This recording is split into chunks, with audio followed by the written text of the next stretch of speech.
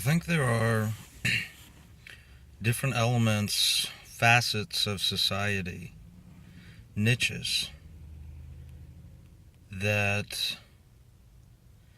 we can find comfort in as social human beings. We reside in a niche and it feels comfortable to belong to a specific group in society. And I'm not just talking about like the club, the Irish Catholic club that I'm in. I'm talking about being cool, being smart, being a ladies' man, being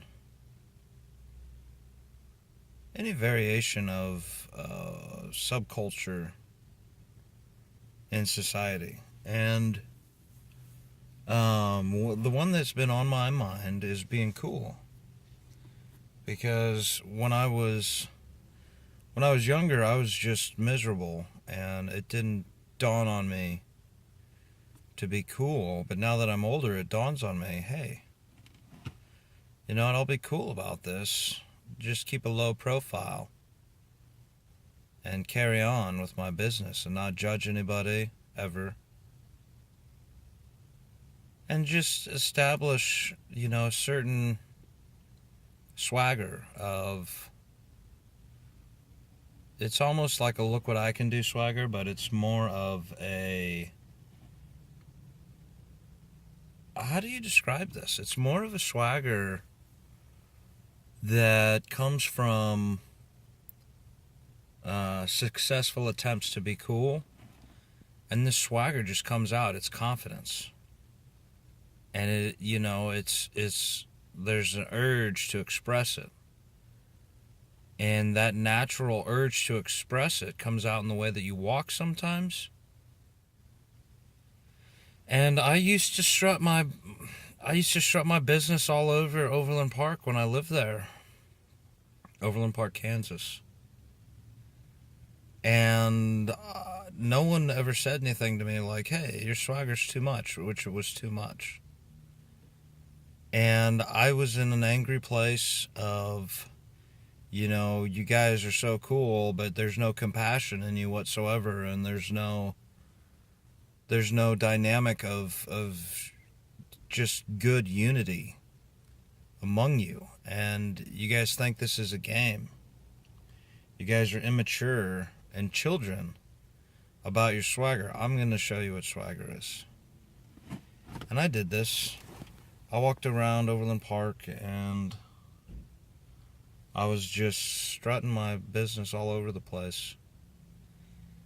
And it was a joke to me at the time, but my body remembers that swagger that I had.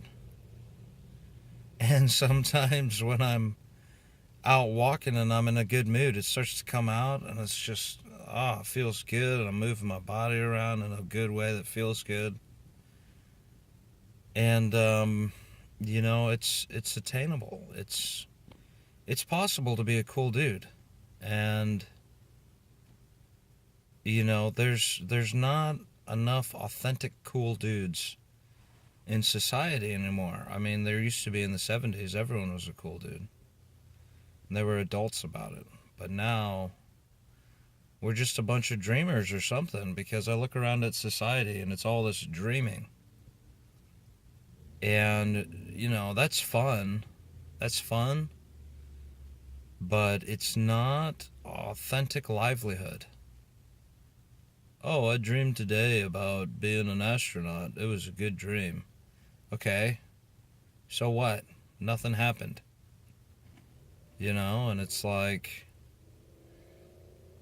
or what are some things I did to earn that swagger that I had? Oh yeah. I exploited a bunch of bullies, and I felt really good about myself. And it's not that's not a reasonable thing to accomplish, is exploiting bullies. But to impact your environment in a positive way and just move on and let it happen that day and do it again some other day. Positive impact on your environment. That's cool, in my opinion. And maybe it's with the ladies, maybe it's with the dudes, maybe it's with the establishment, or maybe it's with the people. And it's not it doesn't have to be cited, it doesn't have to be against anything. Just an element of good introduced into the environment that persists as long as you persist in your behavior of bringing elements of good to your environment. That's cool, I think. And I think things out a lot, and it's not comes across as very relatable, and I have a problem. I have an obsession with bully behavior. And what I did with my problem was I utilized it, and I impacted my environment in Denver, Colorado for good. I would intimidate the intimidators, and they would be quiet, and I would be prominent. I would sit down and enjoy my meal. And I noticed that here's another facet of being cool, is I noticed that they all presumed I was a dark individual, and that was intimidating to them, and that's how I used it. This facet of my establishing good in this environment. There's this little facet. Oh, he's a dark person. Okay, yeah. Darker than you, probably. What are you going to do about it? And, I was only callous to the callous. I would only intimidate the intimidators. And I had a lot of fun, I was alone in the world. I was alone in the room.